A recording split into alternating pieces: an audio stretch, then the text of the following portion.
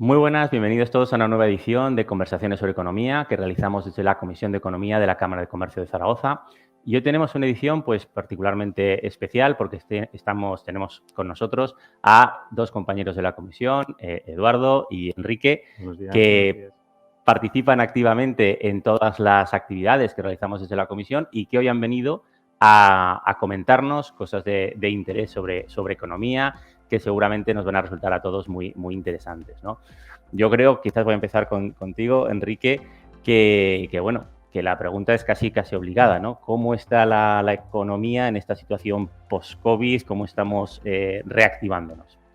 Bueno, pues yo creo que coincidimos todos, ¿no? Los que observamos la realidad económica. Está habiendo una salida fuerte después de un paréntesis en 2020 histórico, ¿no? Unas caídas del PIB en los países occidentales de en torno al 10%, provocados por la pandemia y las medidas restrictivas. Y en la parte final del 20 y sobre todo en el primer semestre del 21 y los meses que llevamos de este segundo semestre, estamos observando una recuperación muy fuerte del consumo y de la inversión. Estamos viendo tasas de crecimiento pues en casi todos los países superiores al 5%, recuperando el paréntesis conforme se reconduce la pandemia, el paréntesis que provocó en 2020, ¿no? Vemos una recuperación bastante clara y no exenta de riesgos. Sí, ese es un tema, evidentemente, que tenemos que tener en la cabeza. ¿Existen riesgos con los que nos podamos encontrar, Eduardo, a partir de ahora? En la misma medida, es un poco también lo que todo el consenso de previsiones de analistas ponen de relieve. Ha habido, con el parón del COVID, todas las medidas de distanciamiento social, de confinamiento en todo el planeta, hicieron un parón muy fuerte por el lado de la demanda, y ahora esta reactivación, que por cierto es una buena noticia, es decir, se está saliendo de la crisis, como decía Enrique, sí, hay una salida. La cuestión es que esta salida, por ejemplo, ahora tiene unas tensiones por el lado de la oferta, cuellos de botella, digamos, todo lo que es traslado de materias primas, logística, un poquito de repunte de inflación que esperemos sea temporal. Todas esas cuestiones son las que ahora la política económica tiene que embridar para que realmente el 22 sea, digamos, la constatación de esa recuperación. Podríamos seguir también pensando en que nos hemos adaptado a la situación, ¿no? Desde luego que sí. Yo creo que ha habido un viaje en el tiempo. Hemos acelerado muchas cosas como consumidores, como empresas, que probablemente se habrían desarrollado en los próximos años. Leí hace poco a un experto que decía que había sido el 2020 un salto de 5 años en digitalización. Probablemente se quedaba corto. El progreso que ha habido en el uso de nuevas tecnologías, tanto a nivel de consumidor como a nivel de productores, de empresas y de comercializadores, ha sido bestial. También han cambiado las formas de organizar el trabajo. Si en 2019 nos decían que íbamos a ser capaces de funcionar, en algunos casos el 100% de las compañías con los equipos distribuidos en teletrabajo, pues bueno, nadie habría puesto ni una ficha a esa apuesta, y 2020 y 2021 nos han demostrado que es posible. Y hay un tercer vector de cambio también, que son las organizaciones de las cadenas de suministro, de las cadenas de aprovisionamiento de las empresas. Y hemos visto que la distancia es un inconveniente, que las rupturas de los aprovisionamientos pues son posibles, y cuanto más lejanas tienes esas cadenas de suministro, más posible es que se produzca un encarecimiento o una falta de esas materias primas. Precisamente esto que nos estás comentando, Enrique, ha afectado mucho, yo pienso que a nivel de inflación, que estamos todos viendo como estos cambios estructurales al final nos van a acabar repercutiendo los problemas que está habiendo con materias primas. No sé, Eduardo, cómo ves esta situación, ¿no? Es justamente el cambio entre el 20 y el 21, es decir, de tener la economía hibernando o congelada de repente, un pistoletazo de salida en muchos sectores, de poder producir al ritmo al que lo venían haciendo. Justamente eso es lo que ha producido es todo el mundo no ha sido capaz de soportar esa hibernación de manera normal. Entonces, la recuperación de cadenas de valor, de los suministros, sobre todo cuando hay importaciones a muchos kilómetros, justamente lo que ponía Enrique de relieve, y son cambios de momento coyunturales. El de digitalización, por ejemplo, no es estructural, es un poco por la parte de la oferta lo que hablaba Enrique. La pregunta es si respecto de los hábitos del consumidor también estamos en un momento coyuntural o realmente hay tendencias que se mantienen. Por ejemplo, más preocupación por gastar en cuestiones que tienen que ver con la salud, o darle más importancia a una parte de la cesta de consumo, por ejemplo, alimentación, frente a otra ocio. Eso es lo que vamos a empezar a ver a partir de ahora. Es decir, hasta que no tengamos una situación que se parezca mucho a lo que conocíamos, tampoco podemos ser capaces de aventurar si esto es una cosa transitoria o si realmente es algo que está aquí para quedarse. Quizás el modelo que teníamos económico, quizás industrial, prepandemia, se ha visto totalmente abordado por esta pandemia, ¿no? Y ha cambiado totalmente nos hemos encontrado ante una reacción, digamos, que ninguno podía prever, ¿no? Con esta escasez de materias primas. Pero bueno, también, Enrique, algún sector productivo yo pienso que se ha tenido que ver beneficiado de toda esta situación, ¿no? Pues hay un claro ganador, ¿no? Un claro sector que ha recibido pues estas tendencias, que es todo lo que tiene que ver con la tecnología, con la fabricación y distribución de dispositivos y con el desarrollo y la implantación de software. Esos dos macrosectores son los que han experimentado unas tasas de crecimiento bestiales en este año y medio y pues se han beneficiado de ese viaje en el tiempo, ¿no? Han traído facturaciones que habrían tenido en el futuro al presente y probablemente sean capaces de mantenerlas, aunque con menor ritmo de crecimiento. Y luego una tendencia transversal para todos los sectores. Todo lo que tiene que ver con digitalización en producción, en organización del trabajo, en comercialización, en atención postventa, todo en cualquier sector, el del ocio, el de la hostelería, en los espectáculos, en cualquiera de los sectores ha salido también muy reforzado en este año y medio frente a modelos pues más presenciales que requieren una mayor concentración de personas que tardaremos tiempo, o por lo menos más tiempo que en otras actividades, en verlos a los niveles de actividad y de facturación que tenían antes de la pandemia. También pienso, Eduardo, en tu concepto también de tu carrera de profesorado, de universidad, también en el sector educativo ha tenido que afectar de una manera, cambiar un poco el paradigma, ¿no? de la educación que tenemos en el país, es la situación de la pandemia y la pospandemia.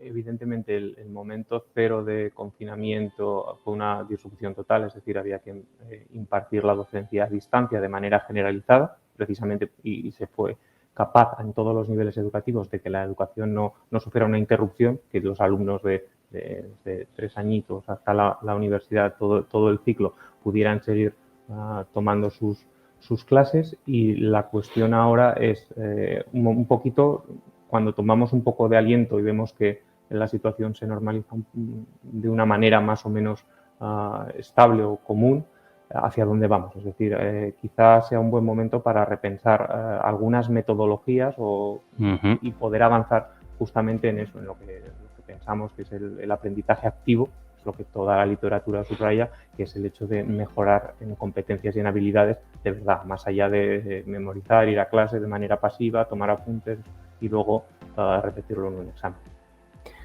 Toda esta transformación que nos comentas a lo mejor tiene o va a dejar una huella en el aspecto de la deuda pública. ¿Cómo vamos a salir después de todas estas inversiones que se han tenido que hacer para transformarnos? ¿Cómo va a quedar el país? ¿Qué futuro nos puedes prever? Tomaría el punto de partida, es decir, la deuda pública, los niveles de deuda pública, fundamentalmente hay que considerar dos cuestiones capitales. Primero, ¿para qué se toma caudales en préstamos? Es decir, ¿qué uso voy a hacer de la deuda? Y en segundo lugar, el coste. Con la política monetaria actual, el coste de la deuda no es preocupante. De hecho, el Estado paga menos intereses por la deuda de lo que hacía hace 10 años, con un volumen de deuda muchísimo menor, pero a su vez lo que hay que tener en cuenta es justamente que el crecimiento económico es el mejor antídoto para que esa deuda no sea un lastre. La productividad no lo es todo, pero a largo plazo prácticamente lo es todo. De la mano de estas medidas que ya nos estabas medio dando a entender, quizás, Enrique, ¿qué podríamos esperar de las administraciones públicas para que potencien ese crecimiento? Administraciones públicas tanto nacionales como europeas, porque ya sabemos que estamos totalmente integrados, ¿no? ¿Qué podríamos esperar de ellos? Pues yo ahí creo que hay dos aspectos fundamentales para estos próximos años. El primero es la correcta asignación y distribución de los fondos europeos Next Generation, que van a llegar, que están empezando a llegar ya a todos los países, España incluido. El que esos fondos se asignen a inversiones que amplíen el potencial de crecimiento a largo plazo de las economías es fundamental. Si van a otras finalidades finalidades, pues estaremos aprovechando una oportunidad histórica, transformación del tejido empresarial del país. O sea, creo que es una responsabilidad de todas las administraciones públicas, empezando por la que dota los fondos y terminando por las que los acaben ejecutando, en el caso de España, las comunidades autónomas en un porcentaje pues muy mayoritario de esos recursos. Y el segundo asunto es el mercado laboral. En el caso de España tenemos todavía un mercado laboral pues no homologable con el resto de países europeos.